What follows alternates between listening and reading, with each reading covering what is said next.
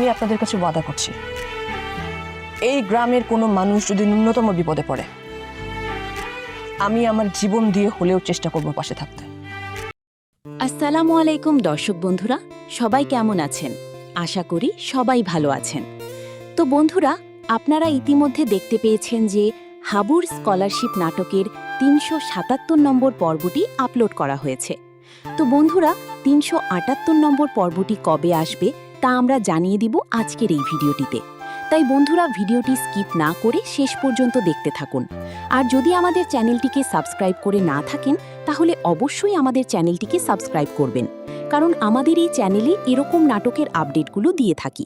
তো বন্ধুরা, আপনারা ইতিমধ্যে দেখতে পেয়েছেন যে মারজান জেল থেকে মুক্ত হয়ে গ্রামে ফিরে এসেছে। সে গ্রামবাসীদের যে কোনো বিপদে পাশে থাকার প্রতিশ্রুতি দেয়।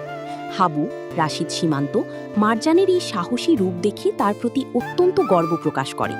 এরপর সবাই মিলে উৎসবমুখর পরিবেশে বিখ্যাত লোকসঙ্গীত আছেন আমার মুক্তার, আছেন আমার ব্যারিস্টার গিয়ে আনন্দ প্রকাশ করে। হাবুর বাড়ির এই আনন্দ উৎসব গোপনে মোবাইলে ভিডিও করে মানিক। সে তার কুচক্রী বাদল ভাইকে ফোন করে সব জানায়।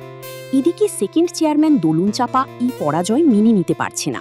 রাগী ও ক্ষোভে সে তার চাচার কাছে পিস্তল চায় এবং প্রতিশোধ নেওয়ার জন্য মরিয়া হয়ে ওঠে। তবে তার চাচা তাকে বোঝানোর চেষ্টা করেন এবং জানান যে পিস্তলে কোনো গুলি নেই। গ্রামের আরেকটি দৃশ্যে এক যুবক অসাবধানতাবশত মুরগি পোড়াতে গিয়ে নিজের হাত পুড়িয়ে ফেলে। তার প্রেমিকার সহানুভূতি ও হাতের ছোঁয়ায় তার সব কষ্ট দূর হয়ে যাওয়ার এক মিষ্টি ও হাস্যরসাত্মক দৃশ্য দেখা যায়। গ্রামের মুরব্বীরা গোপনে বৈঠক করেন। তারা সিদ্ধান্ত নেন যে আসন্ন নির্বাচনে হাবুকে চেয়ারম্যান প্রার্থী হিসেবে দাঁড় করালে পুরো গ্রাম এই অত্যাচারী চেয়ারম্যান পরিবারের হাত থেকে মুক্তি পাবে।